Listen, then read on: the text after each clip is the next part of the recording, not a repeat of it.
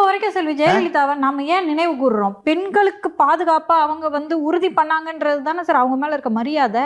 நீங்கள் 100 விமர்சனம் சொல்லலாம்ப்பா ஜெயலலிதா மேலே.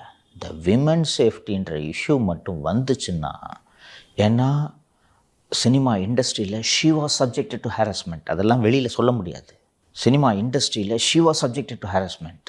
சட்டப்பேரவையில உன் புடவையை பிடிச்சி இழுத்தா நீ இதுக்கப்புறம் எழுந்துக்க மாட்டேன்ற தைரியத்துல தானே சார் இழுக்கிறாங்க. ஸோ அதுவே ஒரு ஹாரஸ்மெண்ட் தானே ஸோ சார். ஒரு பெண்ணு ஒரு சைல்டுலேருந்தே ஒரு டார்மெண்டட் சைல்டுஹுட் தான் அவங்களுக்கு. தந்தை இல்லாமல் ஒரு நடிகையாக இருந்த தாயின் அரவணைப்பில் வளர்ந்த ஒரு குழந்தையாக பெண்களுக்கு சொசைட்டி என்னென்னலாம் பண்ணுன்றது தெரிஞ்சதுனால எதை வேணாலும் பொறுத்துக்குவாங்க. இந்த கிரைம் அகென்ஸ்ட் விமனை டாலரேட்டே பண்ண மாட்டாங்க. அதனால்தான் அவர்களை இரும்பு பெண்மணி என்று மக்கள் அழைத்தார்கள். மீண்டும் மீண்டும் பெண்கள் ஜெயலலிதாவுக்கு வாக்களித்ததற்கு காரணம் அவர்கள் கொடுத்த அந்த பாதுகாப்பு உணர்வு.